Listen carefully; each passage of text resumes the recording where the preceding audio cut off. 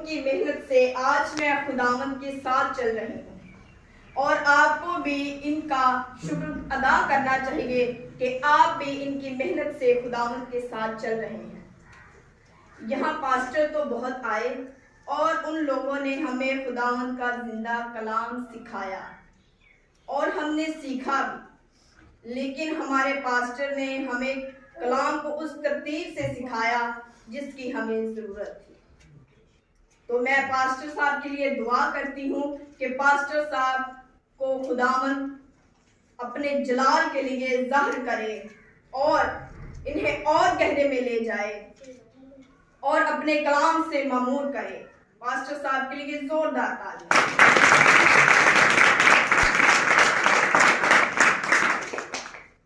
मेरे साथ निकालिए मत्ती की अंजील, उसका 3रा बाब और उसकी 8वीं आयत। मत्ती की अंजील, उसका 3रा बाब और 8वीं आयत। सभी ने निकाल ली? तो कलाम मुकद्दस की तिलावत करने के लिए फैसल भाई आएंगे और कलाम मुकद्दस की तिलावत करेंगे।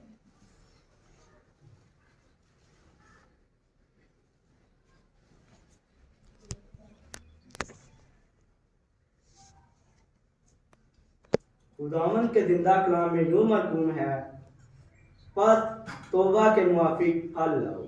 खुदावंद का जिंदा कलाम पढ़ा और सुना जाना भाई से बरकत। मैं आपके साथ आज जो कलाम शेयर करूंगी उसका इन्वान है तौबा। तौबा का मतलब है अपने गुनाहों का इकरार करना। जिंदगी में कभी किसी ने देखा है कि इंसान को कैसे बनाया गया? नहीं।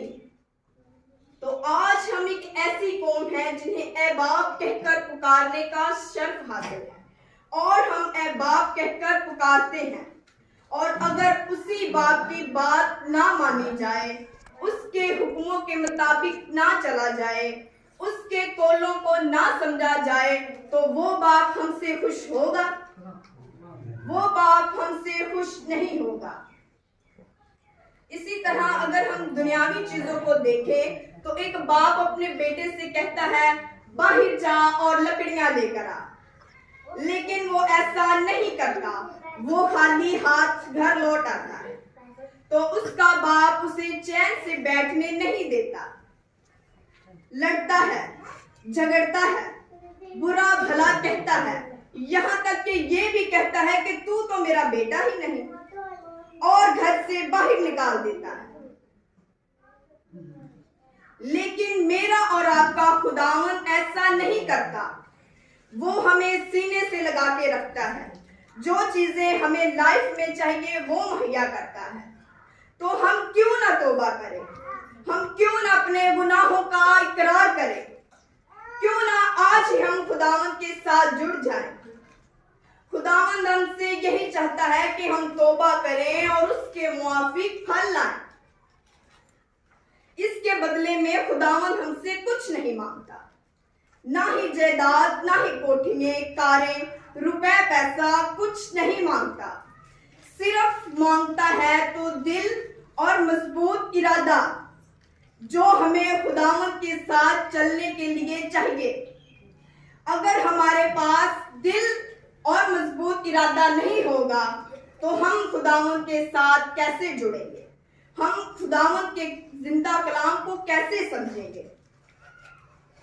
हमें अपना कान खुदावंद के कलाम की तरफ लगाना है, साफ दिल करना है, समझने वाला जहन बनाना है। हमारे पास ये चीजें ही नहीं है तो हम खुदावंद के साथ कैसे जुड़ेंगे? अगर हमें खुदावंद के साथ जुड़ना है तो हमें इन चीजों की जरूरत है। वो कौन लोग हैं जो कहते हैं खुदावंद हमारी नहीं सुनता? खुदावंद हमारी सुनता है। सुनाने वाला दिल चाहिए, उसके कलाम को समझने वाला जहन चाहिए, उसके कलाम की तरफ अपना कान लगाना चाहिए। ये चीजें तो हमारे पास नहीं है, तो खुदावंद हमारी कैसे सुनेगा? खुदावंद हमारी दुआ कैसे कबूल करेगा? अगर हमें अपनी दुआ कबूल करवानी है तो अपना कान खुदावंद की तरफ लगाएं, उसके कलाम को समझें, उस पर अमल करने वाले बने, तो खुदावंद आपकी जरूर सुने। इसी तरह लुका की अंजील उसका 15 बाब और 11 में लिखा है, और जब सारा पैसा बद चलनी में उड़ा चुका होता है तो मुहताज हो जाता है, खाने के लिए कुछ नहीं होता, और वो कहता है किसी ना किसी तरीके से कमाई की जाए और रोटी खाई जाए, और वो उस इलाके के सरदार के पास जाता है और कहता है कि मुझे काम दे दे, मैं सूर भी चरा लूंगा। वो उसे सूर चराने भेज देता है। वहां जब वो सूर चराता है तो उसे सूरों का खाना देते हैं, और वो कहता है कि मेरे बाप के यहाँ जो मजदूर हैं वो तो सैर होकर खाते हैं, मजे के खाने खाते हैं, ये मुझे कैसा खाना दे रहे हैं। मैं क्यों ना अपने बाप के पास लौट कर जाऊं और कहूंगा, ऐ बाप, मैं खुदावंद और तेरी निगाह में गुनाहगार हूं, मुझे माफ कर। और वो जब होश में आता है और होश में आकर कहता है कि मैं अपने बाप के पास जाऊंगा, और जब वो अपने बाप के पास लौटकर वापस जाता है और वो अपने बाप से कहता है, ऐ बाप, मुझे माफ कर, मैं खुदावंद की निगाह में और तेरा गुनाहगार हूं, तो उसका बाप उसे उसी टाइम माफ करता है, माथा चूमता है, सीने से लगाता है, बछड़ा ज़िबा करता है, खुशी करता है, और लोगों को इनवाइट करता है और अपनी खुशी में शरीक करता है, और कहता है कि मेरा खोया हुआ बेटा मुझे मिल गया है। तो देखें, एक बाप जो दुनियावी बाप होता है वो हमारी गलतियां माफ कर देता है, हमें सीने से लगा लेता है। तो जो हमारा हकीकी बाप है वो भी यही चाहता है कि हम अपने गुनाहों का इकरार करें और आज ही खुदावंद के साथ जुड़ जाएं। तो अगर हमें खुदावंद के साथ जुड़ना है तो हमें आज ही तौबा करनी है और खुदावंद के कलाम को समझने वाला ज़हन बनाना है और उस पर अमल करना है।